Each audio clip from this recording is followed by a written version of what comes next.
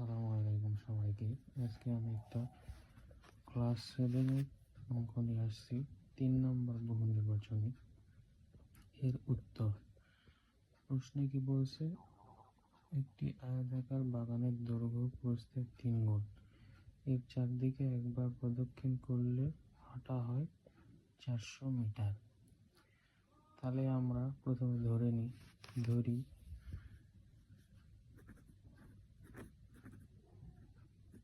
প্রস্থটা আগে ধরে নেব। আমরা ধরি এখানে চাইছে বাগানের দৈর্ঘ্য প্রস্থের 3 গুণ। ওই জন্য আগে আমরা প্রস্থ ধরে নেব। ধরি বাগানের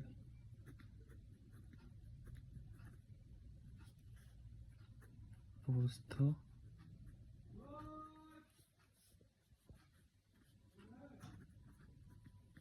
ক মিটার বা খ মিটার, যেটা ধরবে তোমার ইচ্ছা মতো ধরতে পারো। তারপর এখানে বলছে প্রস্থের 3 গুণ। প্রস্থ ধরলাম ক মিটার, তাহলে দৈর্ঘ্য 3 ক হবে। তাহলে বাগানের দৈর্ঘ্য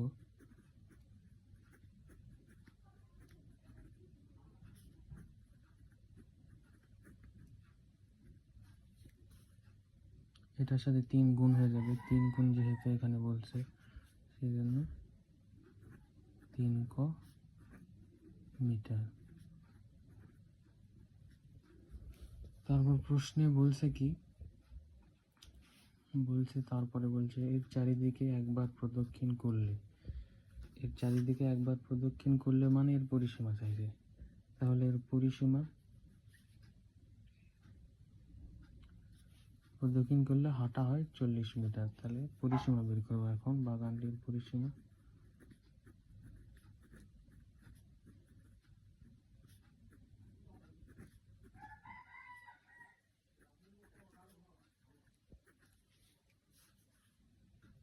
আমরা জানি 2 গুণন দৈর্ঘ্য প্লাস প্রস্থ, বা প্রস্থ প্লাস দৈর্ঘ্য যেটাই বলো।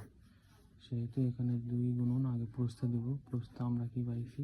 ক, প্লাস আমরা দৈর্ঘ্য কি পাইছি? 3 ক দিয়ে দেবো এখানে।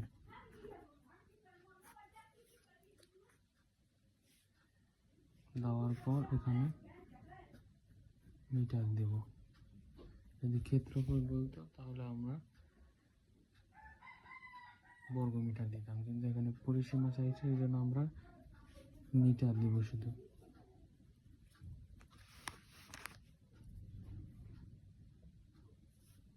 তারপর এটা আগে যোগ করে নেব। 4 ক হলো 4 ক মিটার। এখানে ব্র্যাকেট না দিলেও হয়, যেহেতু তোমরা এখানে যোগ করবে তখন একটা সংখ্যা থাকলে শুধু গুণ দিয়েই হবে, দিবে ক মিটার। তারপর 2 আর 4 গুণ করলে 8 ক মিটার। তারপর প্রশ্নে কি বলছে? চারিদিকে একবার প্রদক্ষিণ করলে 40 মিটার হাঁটা হয়। তাহলে আমরা পরিসীমা পাইছি 8 ক সমান, তাহলে প্রশ্ন মতে আমরা পাইব 8 ক। এই 8 ক সমান, যেহেতু হাঁটা হয় এদের 400 মিটার, এর জন্য 400 মিটার দিয়ে দেবো। 400 মিটার। তারপর আমরা ক্যালকুলেশন করব। এই ক থেকে এদিকে গুণ অবস্থা আছে, পার হয়ে গেলে এখানে ভাগ হয়ে যাবে।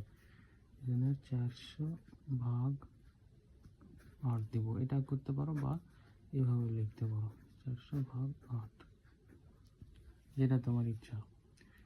তারপর ক সমান 8 দ্বারা 400-কে ভাগ করলে 50 হয়। তাহলে এটা আমরা পেলাম কি? প্রস্থ। এখানে প্রস্থ ক যেহেতু, তাহলে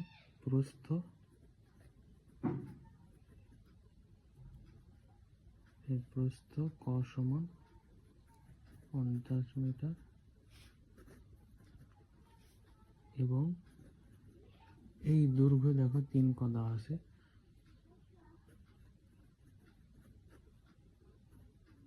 3 ক দেওয়া আছে। এটা এইভাবে থাকা মানে গুণ অবস্থা, কিন্তু আমরা গুণ করতে প্রথমে 3 গুণ এই 3 গুণন 50 মিটার সমান 150 মিটার। আমাদের অ্যান্সার এখানে 3 নম্বরের চাইছিল, দুটোই বের করতে পারবো। এখন যদি আমাকে বলে যে দৈর্ঘ্য কোনটা প্রস্থ কোনটা, তাহলে আমরা দুটোই বের করতে পারবো। তাহলে দৈর্ঘ্য আমরা এখানে যদি প্রশ্নে চাই দৈর্ঘ্য কত মিটার, 150 মিটার, আর যদি প্রস্থ বলে তাহলে 50 মিটার। আবার ক্ষেত্রফল বললেও আমরা বের করতে পারবো। এখানে ক্ষেত্রফল সমান আমরা জানি দৈর্ঘ্য গুণন প্রস্থ,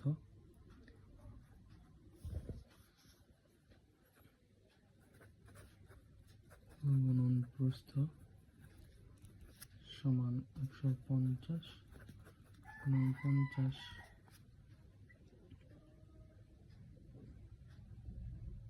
সমান যত যা বের হবে সেটাই অ্যান্সার হয়ে যাবে।